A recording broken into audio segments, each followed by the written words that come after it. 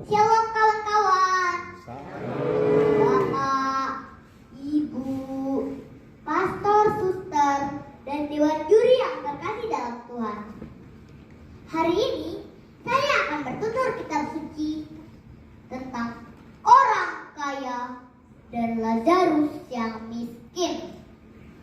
Kawan-kawan yang terkasih dalam Tuhan, ada sebuah kisah dalam kitab suci pada Lukas 16 ayat 19 sampai 31 tentang orang kaya yang hidupnya sangat senang. Dia selalu berpakaian jubah ungu dan kain yang halus. Jubah ungu ini adalah lambang kemewahan yang umum dipakai para raja dan bangsawan. Makanan dan minumannya enak-enak. Tidurnya di kasur yang empuk. Rumahnya sangat bagus. Pokoknya semua istimewa. Tetapi di depan rumahnya ada orang miskin yang badannya penuh jorok. Orang miskin itu bernama Lazarus. Kawan-kawan tahu kan apa itu borok? Borok itu luka di tubuh yang tak kunjung sembuh. Dan ini penyakit orang-orang miskin yang hidupnya tak terawat. Lazarus ini sangat miskin. Makan saja dia tidak punya. Perutnya sering lapar. Tidurnya pun di depan rumah orang kaya itu. Tidak pakai kasur, tidak pakai bantal, dan tidak pakai selimut. Kalau kita kan kalau mau tidur bisa yang bapak mama, pakai bantal, pakai selimut. Tidak seperti Lazarus yang miskin itu. Setiap hari Lazarus menunggu makanan yang jatuh dari meja orang kaya itu agar dia bisa makan. Tetapi orang kaya itu tidak pernah mau memberi makanannya kepada Lazarus. Bahkan kadang-kadang kalau ada makanan yang jatuh dari meja orang kaya itu, Lazarus berebut dengan anjing-anjing yang ada di situ. Dan anjing-anjing itu sering sekali menjilati borok yang ada di tubuh Lazarus. Kasihan kan kawan-kawan? Kasihan. Kawan-kawan yang terkasih dalam Tuhan, setelah beberapa lama Lazarus pun meninggal.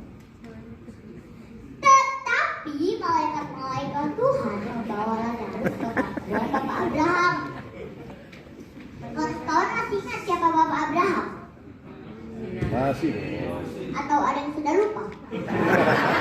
Tetangga. Bapak Abraham itu adalah bapak segala bangsa.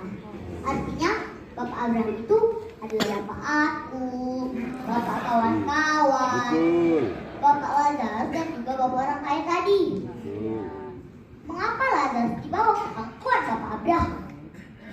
Karena semasa dia hidup di dunia, walaupun miskin dan susah, Lazarus tidak pernah berbuat jahat dan mencuri.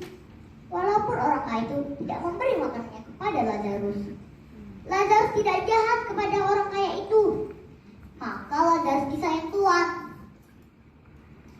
Setelah beberapa lama, orang kaya itu pun meninggal. Tuhan menempatkannya di neraka. Dari neraka, orang kaya itu melihat ke atas. Melihat Lazarus enak-enak dipangku oleh Bapak Abraham. Sedangkan orang kaya itu di neraka, panas, haus. Maka orang kaya itu berkata kepada Bapak Abraham, Bapak Abraham, suruhlah Lazarus mencelupkan jarinya ke dalam air, lalu masukkannya ke dalam mulutku, karena aku sangat mencerita di nyala-nyala api ini. Padahal kan dulu Lazarus penuh jorok. Melihat Lazarus dulu orang kaya itu jijik. Tapi sekarang bersama Bapak Abraham, Lazarus jadi bersih, tampan. Kalau istilah sekarang, glowing gitu loh. Dan dulu orang kaya itu serba kaya, serba indah, berlimpah makanan dan minuman. Tapi sekarang dia di neraka. Dia mengemis tetes air dari jari Lazarus. Nah kawan-kawan, apa jawaban Bapak Abraham? Jarak dari sini ke tempatmu terbentang jurang yang sangat lebar, luas dan tak terseberangi, sehingga orang tidak bisa pergi dari tempat kami ke tempatmu dan datang dari tempatmu ke tempat kami. Ngeri kan kawan-kawan? Berarti orang kaya ini tidak bisa mendapatkan setes air dari jari Lazarus. Nah kawan-kawan, orang kaya itu pun berpikir, wah, sakit sekali ternyata di neraka ini. Oh, pikirnya dalam hati, masih ada 5 orang saudara-saudaraku di dunia. Kalau ada orang yang bangkit dari antara orang mati, memperingatkan mereka, pasti mereka akan percaya. Agar saudara-saudaraku tidak seperti aku ini, mereka harus diperingatkan. Kemudian orang kaya itu bermohon lagi kepada Bapak Abraham. Bapak Abraham, kalau begitu, suruhlah Lazarus ke rumah ayahku agar memperingatkan saudara-saudaraku, biar mereka tidak seperti aku ini. Nah kawan-kawan, apa jawaban Bapak Abraham? Kesaksian Musa dan para nabi sudah ada. Kalau mereka percaya, mereka akan selamat. Tetapi kalau mereka tidak beriman, walaupun orang yang sudah mati lalu bangkit memperingatkan mereka, tetap saja mereka tidak akan percaya. Nah, sahabat-sahabat yang terkasih dalam Tuhan, sekarang kita mau seperti yang mana? Mau seperti orang kaya itu atau mau seperti Lazarus? Kawan-kawan, Tuhan tidaklah membenci kita bila kita kaya. Tetapi jika kita kaya, kita harus tetap peduli kepada saudara-saudara kita yang susah dan menderita. Karena kita semua sama di hadapan Tuhan. Kalaupun kita miskin, bukan berarti kita pasti sayang Tuhan. Tetapi jika kita miskin, kita harus tetap baik dan setia pada kehendak Tuhan, seperti Lazarus itu, agar kita disayang Tuhan.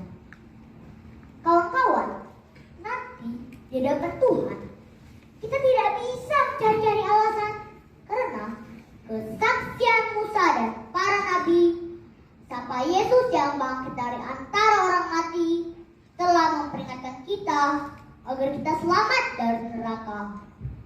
Amin.